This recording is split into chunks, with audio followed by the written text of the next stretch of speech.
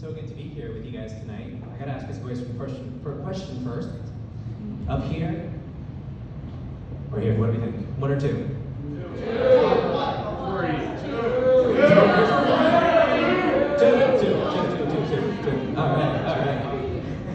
So good to be here with you guys tonight. For those of you that don't know me, my name is Mario. I am a fourth-year student here at Hackland Bible College. I am in the church ministry program, and this year I also have the awesome opportunity to serve in the campus life team. So if you guys don't know what that is, or you're not familiar with the CBC community, the campus life team is a group of student leaders who, with the help of their teams, we put on different events throughout the year to bring life to this beautiful campus and this community. And as part of the campus life team, I am the arts lead this year, and as the arts lead, I also get to be part of the Vespers Sermon team. So I am the guy that sets up the arts table in the back of the chapel. Thank you, Zach. And then, so if you guys have never checked out the arts table, it's right behind you. And what's it called? It's a really cool way to experience God in a different way when you come to Vespers. It's a different way to worship.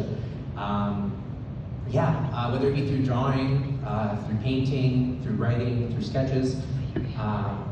There's so many different opportunities to encounter God while you're back there. I would love to hear if you guys have any other ideas that you'd like to see at the arts table or something you'd like to see be added. Please come up to me, approach me, and let me know if there's anything that you want to see back there. Tonight we're talking about the word grace. So if you've grown up in the church, chances are that it's a word that you've heard thrown around quite a bit.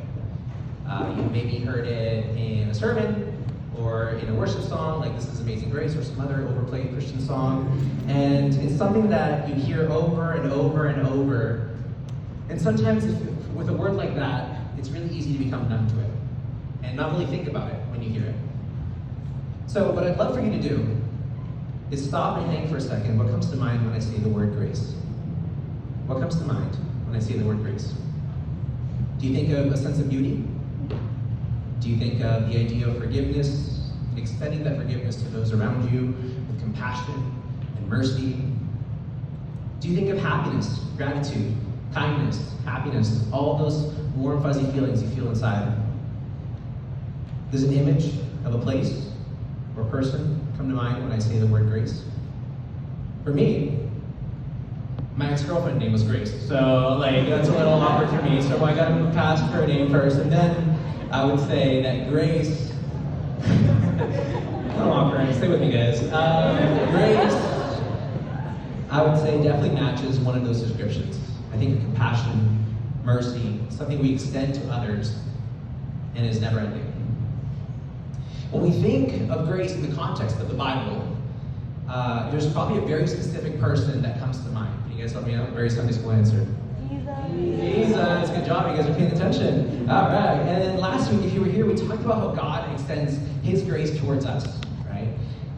If you look at Ephesians 2, it talks about how we are saved by grace. That's what the word says in Ephesians 2, verses 4 to 8.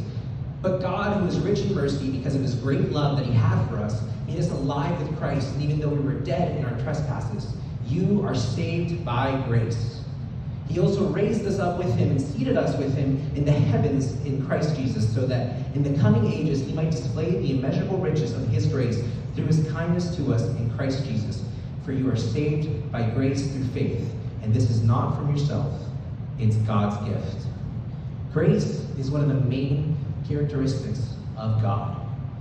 We are saved by the grace of God. Jesus has an unending amount of grace that He displayed in His life. Grace is a gift from God.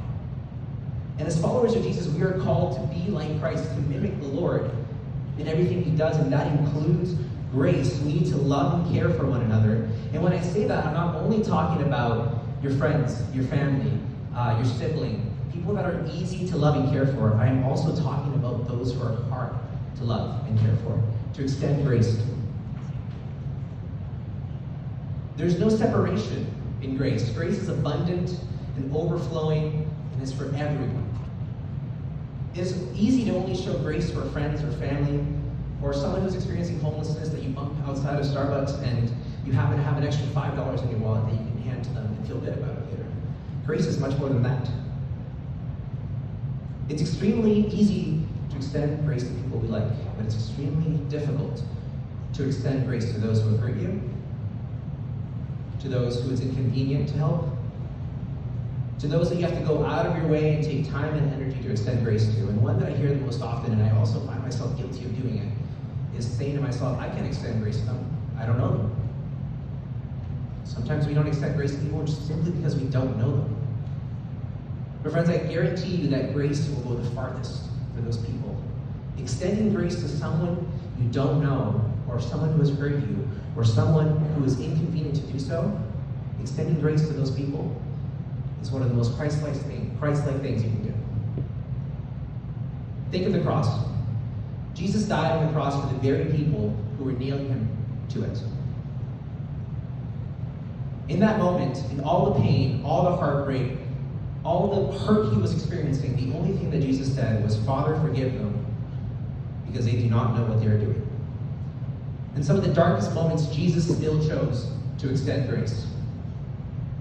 Like I said in the beginning, there's no separation in grace. It's for anyone and everyone. And what I'm trying to say is that we should not pick and choose to who we extend grace to. Theologian C.S. Lewis says this about grace: that grace perfects nature. It must expand all our natures into the full richness of the delivery which God intended when he made them, and heaven will display far more variety than hell. What Lewis is trying to say here is that if grace doesn't replace our nature, but instead fulfills it and enables us to become what God calls us to be, grace allows us to express ourselves the way Jesus did when he walked on earth, and how someday in heaven be able to experience the incredible diversity of people that are there, because it shows what creation can be when grace is extended. So I want to ask two questions to you guys, and we're going to take some time to answer it later. But let me just throw them out there right now. How do you see grace at play in your life? And who is it in your life that you need to be extending grace to? Who is it in your life that you need to be extending grace to? And if I could just add one comment to that, the person that you need to be extending grace to in your life, that could be you. I've seen grace be so evident in my life, and I'm so thankful for it. And something about me is that you guys probably don't know is that I'm originally from El Salvador. El Salvador is a third world country in Central America. It's teeny tiny, but lots of people experience lots of hardship, lots of poverty, lots of food insecurity, not access to resources and clean water. And I think maybe a lot of us in the room have gone on mission trips, have experienced the week going to Mexico, Africa, whatever that may be. And you know how beneficial it is to do that. But I have a really cool kind of perspective on missions that many people don't really see, is that I've gotten to be on the other side of a mission trip. I've gotten to be part of the country that receives the support. And let me tell you, it's incredible to meet people who would take time out of their lives to come to El Salvador and bring support, hope, care, and grace to these people who needed it so badly. People who approached the work they did to show grace and love to those around them. And yes, it was inconvenient, and yes, it was tough, and yes, it took time, but it had such an incredible impact. Sometimes grace looks like helping those in need. I was around 9 or 8 years old when I moved to Canada, and joining the Canadian school system was really difficult. I didn't know how to speak English, I didn't have any friends, I had a hard time communicating. And during those times, what grace looked like to me was kids who were willing to have patience with me, look at me in the eyes, and watch me struggle at speaking English, but still having patience to talk to me. Sometimes grace looks like a kind conversation, and looking at someone in the eye and reminding them that they are loved. But one of the last example I'll give is one of the really cool ways that I got to see the power of grace was a few years ago when I got asked to be a guest speaker at a Salvation Army event. Another thing about me is that I'm a poet. I have done slam poetry since I was in high school. That's why I'm the artsy. I'm really passionate about poetry and writing and all that stuff. But yeah, I've performed different slam poetry and spoken words in different events that I've spoken at, and also competitions, all of it. So a few years ago, I was asked by the Salvation Army if I could come to their event that was like a volunteer appreciation breakfast and write a poem surrounding the themes of grace and hope. If you're not familiar with what the Salvation Army does, they do a bunch of different stuff, but it's a ministry that mostly helps out people who are experiencing homelessness and people struggling with addiction. Now, when they asked me to write this poem, I was really happy to do it, However, I've never really experienced homelessness or intense addiction, so I really felt unprepared to do so. So I asked them if they could share some testimonies with me and some stories of people who have experienced their ministry, who have experienced the work that they've done and how their life has been impacted by them. I got connected with some people who had experienced homelessness and addiction, and I wrote this poem that I'm going to share with you guys now. And I just want to give a disclaimer and double down, make sure you guys know this. I did not experience anything that I say in this poem, but it's based off the true lives of people who have. And before I read this poem, I encourage you to listen to what it says and find how grace fits into it. When I finish the poem, I'm going to pause for a second. I'm going to pray.